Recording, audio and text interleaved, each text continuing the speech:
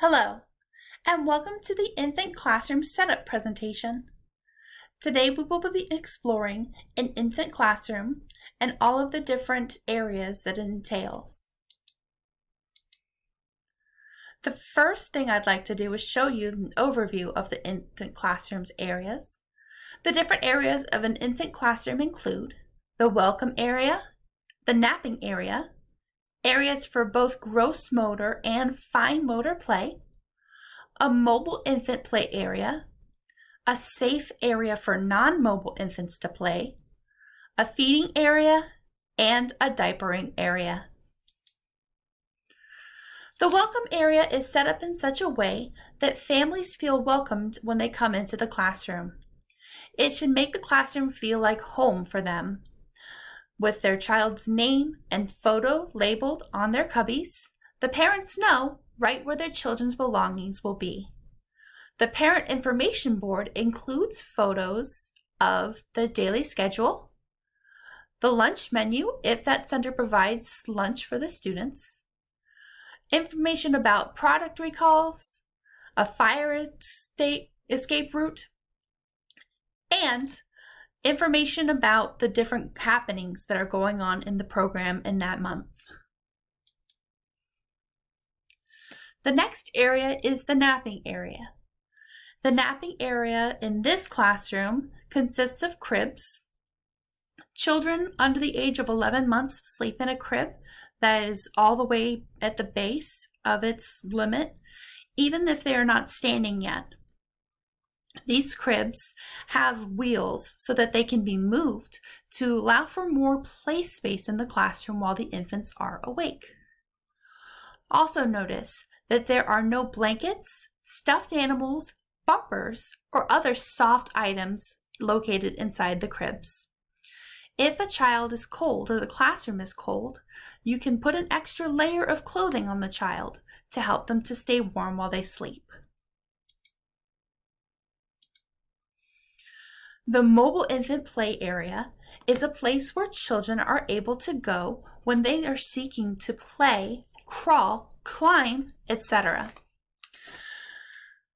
In this younger infant classroom, only one infant is able to crawl at this time. So she is able to use this space with her caregiver as a way to differentiate her play. Balls, blocks, stackers, rattles, and sensory tubes are some of the different play items that can be placed in this area. The safe area for immobile infants is likewise a place for children to play. This area protects children from being stepped on or crawled on. It is open enough so that they can all be together because at this time 7 children are sharing the space. It contains infant gyms, bouncies, boppies, and bumbos. And there is enough room for the children to all spread out for tummy time, as well as for them to be fed as they are bottle fed at this time.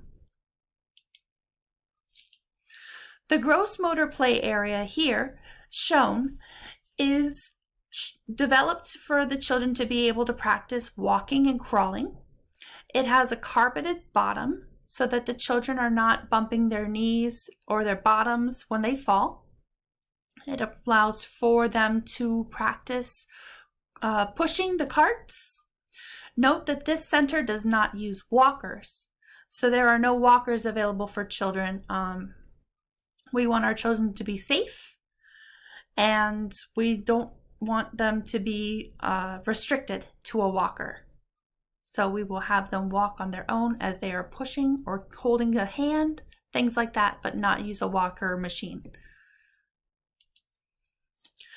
The sensory area can be filled with sand or water for children to push, pour, splash, and play. It's very important that if you have your sensory area open, that children are constantly supervised by an adult to make sure that they don't end up with water or sand in their mouths and to make sure that they stay safe. The open area for older infants is built in a way that all of the children are able to move around.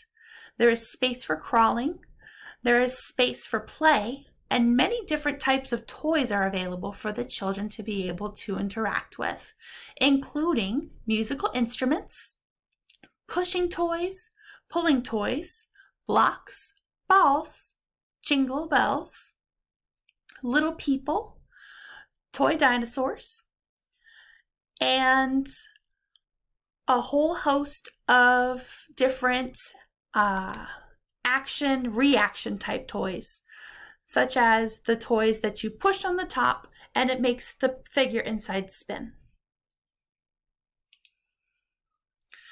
The feeding area is mainly, in this case, for older infants. It can consist of a low table or high chairs. In this room, they use a low table for some of the time and high chairs for some of the time, depending on the number of children that are available.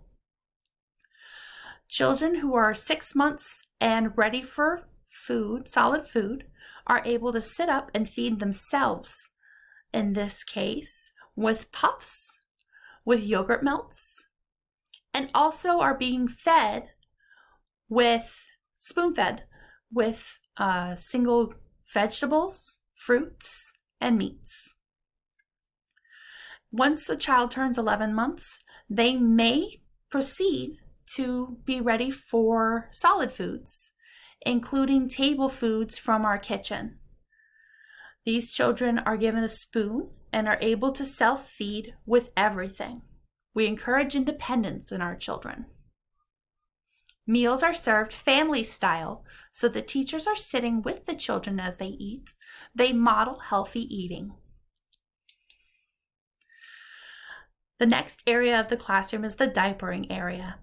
This area is important for children because it needs to be set up in a way that is efficient and a way that works well with one hand, as one hand must always be kept on the infant to ensure that they do not roll off the diapering area.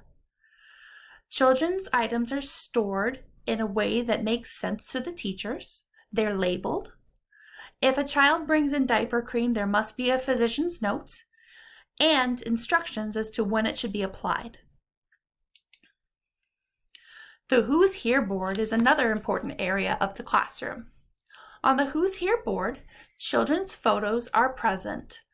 They are moved using magnets from the present, absent, and went home areas of the board so that people will know which infants are here in the classroom, and so that a tally count of how many children are available is always kept, ensuring the infant's safety.